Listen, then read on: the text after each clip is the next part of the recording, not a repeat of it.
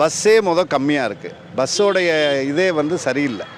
பஸ்ஸெல்லாம் இப்போ ரொம்ப பழைய வாகனங்களாக இருக்குது.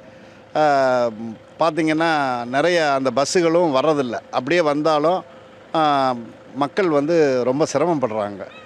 இந்த நேரத்தில் கட்டண உயர்வுன்றது இது இந்த அரசுக்கு தேவையில்லாத ஒரு அவப்பெயர் தான். மற்றது நிறைய சொல்லிட்டே போகலாம். மின் கட்டணம் கூட ரொம்ப ஜாஸ்தி தான். இப்போ கூட 6% சொத்து வரி இதெல்லாம் ஏற்றிருக்காங்க. இப்படியே போய்கிட்டே இருந்தால் ரொம்ப கஷ்டமாக பொதுமக்களுக்கு ரொம்ப சிரமமாக இருக்கும். பஸ்ஸு பயன்படுத்துறது யாருன்னு பார்த்தீங்கன்னா நடுத்தர மக்களும் கொஞ்சம் கீழ்நிலைகளும் தான் பஸ் பயன்படுத்துகிறாங்க. அப்படி பயன்படுத்தும் போது இது எதிர்பார்க்காம இந்த மாதிரி திடீர்னு ரேட்டு ஏற்றினாங்கன்னு சொன்னால் அது மக்கள் பெரும்பாலும் பாதிக்கப்படுவாங்க. ஏன்னா இன்றைக்கி இருக்க சூழ்நிலை சரியாக வேலை வாய்ப்பு சரியாக யாருக்கும் கிடையாது. எல்லாருமே பெரும்பாலும் மக்கள் இந்த பப்ளிக் டிரான்ஸ்போர்ட்டும் நம்பியிருக்காங்க.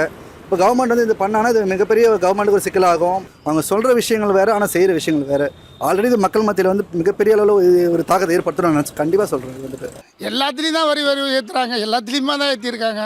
வீட்டிலேருந்து டேக்ஸ்லேருந்து பத்திரப்பதிவுலேருந்து எல்லாத்துலேயுமே தான் ஏற்றிருக்காங்க. எதில் தான் ஏற்றாமல் இருக்காங்க? எந்த இதுவும் கிடையாது. ஒரு மக்களுக்கு பாதுகாப்பே இல்லை. முக்கியமாக லேடிஸுங்களுக்கு பாதுகாப்பே இல்லாமல் இருக்குது.